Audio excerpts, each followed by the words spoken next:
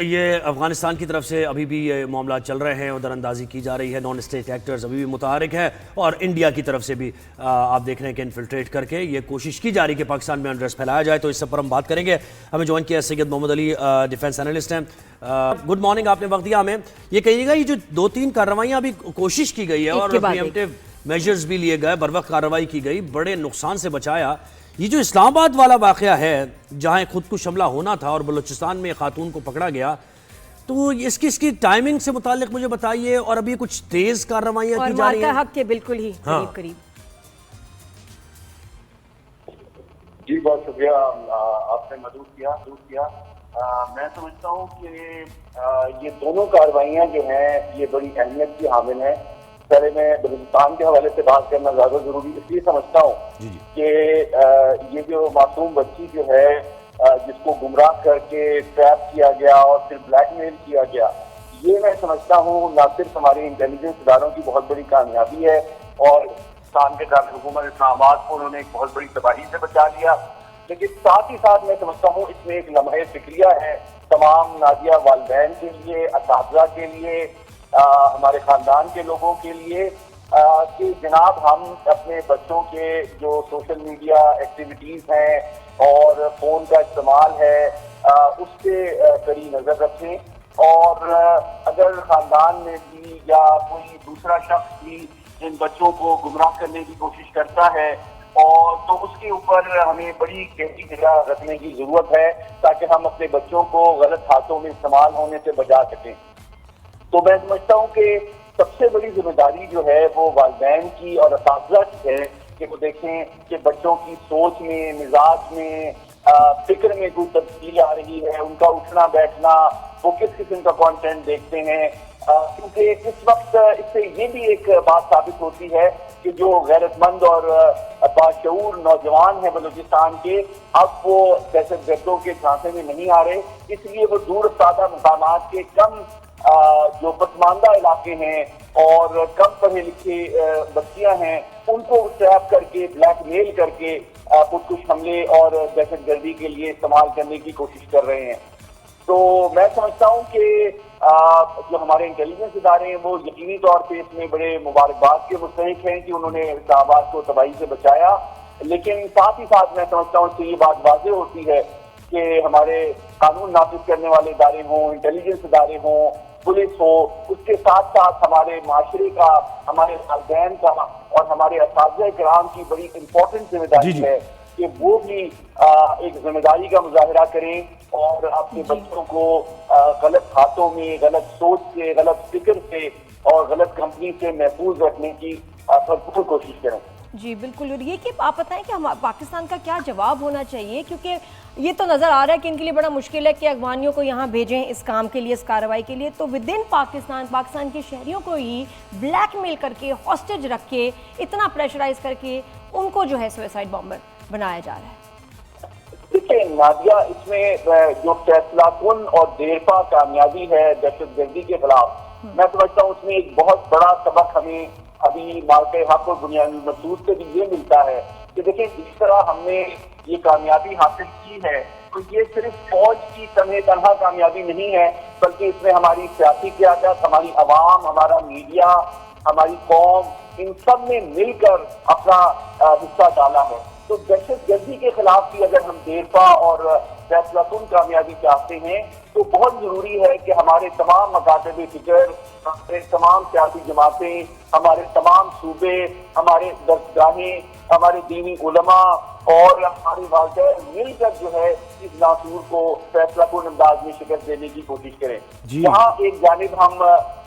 فوجی اعتبار سے اور انٹیلیجنس کے اعتبار سے تو ہمارے ادارے بھرپور دن رات کام کر رہے ہیں اور قربانیاں بھی دے رہے ہیں۔ نہیں علی مجھے بتائیں، نہیں علی مجھے یہ بتائیں کہ کتنا سگنیفیکنٹ، یعنی کوئی ایک سکسیشن میں ہو رہا ہے، اور جیسے مارکہ حق کے قریب بالکل ایسا نہیں ہے کہ ایک ہی کارروائی ہوئی ہے۔ آپ دیکھیں کوہاٹ میں بھی یہ کوشش کی جا رہی ہے، پھر اس کے بعد یہ خاتون کو پکڑ لیا، پھر بنو میں چیک پوسٹ پر حملہ کر دیا، ایک کے بعد ایک، جی ایک کے بعد ایک ہو رہا ہے نا یہ، تو اس بارے میں بتائیے مجھے۔ جی بالکل، آپ نے بہت اہم سوال کیا اور اس کی وجہ جو ہے بالکل واضح ہے، اور اس کی وجہ یہ ہے کہ پاکستان میں جتنی عبرتناک شکست بھارت کو روایتی میدان میں مارکہ حق کے ذریعے دی ہے، اس کے نتیجے میں بھارتی قیادت اب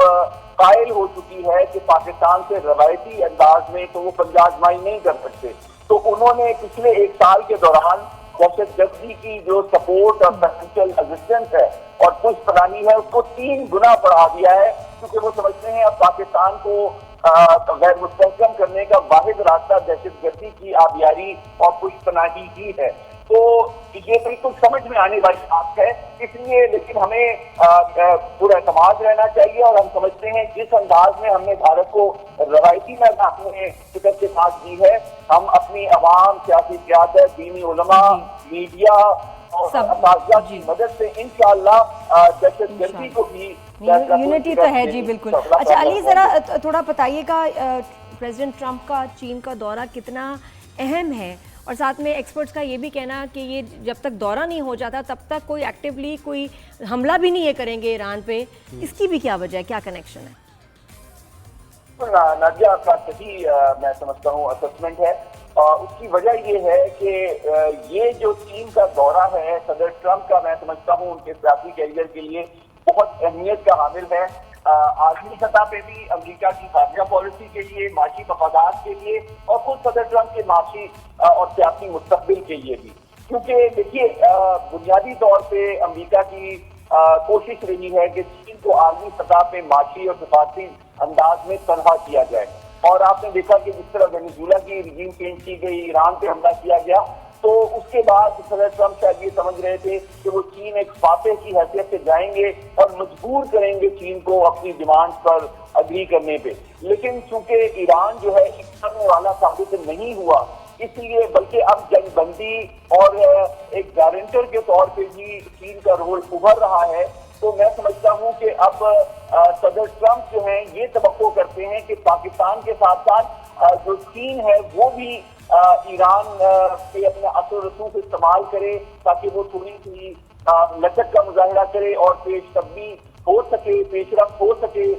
دیرپا جنگ بندی کے جانب. تو میں سمجھتا ہوں چین کا رول ایک پیس بلڈر کے طور پہ ڈیفینیٹلی سامنے آیا ہے ایک ایسے وقت میں جبکہ آپ دیکھتے ہیں کہ عالمی ادارے، عالمی قانون، اقوام متحدہ زیادہ مؤثر کردار دیرپا امن کے حوالے سے ادا نہیں کر رہے ہیں. تو میں سمجھتا ہوں کہ یہ آنے والا جو چین کا ان کا دورہ ہے امپورٹنٹ ہے، اور میں توقع کرتا ہوں کہ اس دورے کے نتیجے میں مشرق وسطیٰ میں بھی جو امن کی کوششیں ہیں ان کو مزید مدد ملے گی اور یہ عمل زیادہ تیزی سے آگے بڑھے گا. جی اچھا، افغانستان اور پاکستان کے مسئلے پر دوبارہ بات کرتے ہیں ذرا، کیونکہ دیکھیں آپریشن غضب للحق بھی جاری ہے.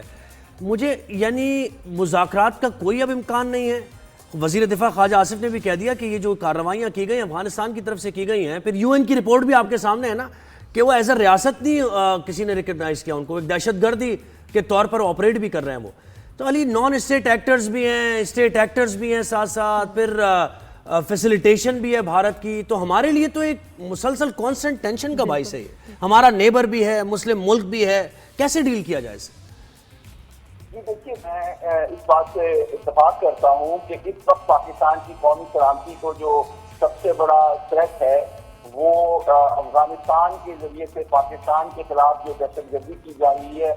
وہی بھارتی حکمت عملی اور جو ان کا آپریشن کا تسلسل ہے. تو میں اس کو بھارت کی براہ راست کے بجائے بالواسطہ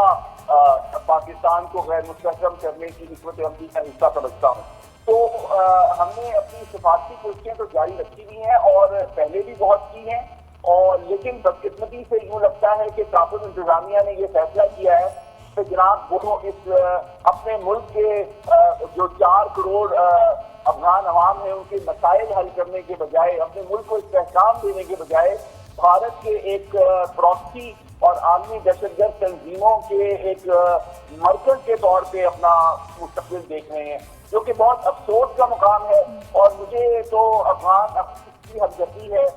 کہ جن کے اوپر یہ مسلح تنظیم اس وقت مسلط ہے जो कि बजाय कि उनके मुल्क को तरक्की, इस्तेहकाम, अमन और खुशहाली की तरफ लेके जाए, पाकिस्तान के साथ मिलकर इसने सबसे ज्यादा दरियादिली और कुर्बानी का मुजाहिरा किया है तारीख में, जिसकी कोई नजीर नहीं मिलती। उन्हीं के पीठ में खंजर जो है वो घोंपने की वो कोशिश भी कर रहे हैं और भारत से उसकी सताई का सपोर्ट भी वसूल कर रहे हैं। तो मैं समझता हूँ हमारी हिकमत अमली इस वक्त मुसलसल और वाज़ेह है। जनाब सिफारती सतह पे तो हम वादे कर चुके हैं कि आपको दहशतगर्दी जो अफगानिस्तान से पाकिस्तान की तरफ होती है उसका देरपा और ट्रांसपेरेंट अंदाज में खात्मा करना पड़ेगा। इसके अलावा कोई ऑप्शन नहीं है। दूसरी बात कि अगर फ्यूचर में कोई भी दहशतगर्दी अफगान सरजमीन में होती है तो हम राइट ऑफ सेल्फ डिफेंस के तहत आलमी कानून के मुताबिक जवाबी कार्रवाई का हक महफूज रखते हैं। और तीसरी बात यह है कि हम अपनी सरहदों, अपने मुल्क के अंदर तो हम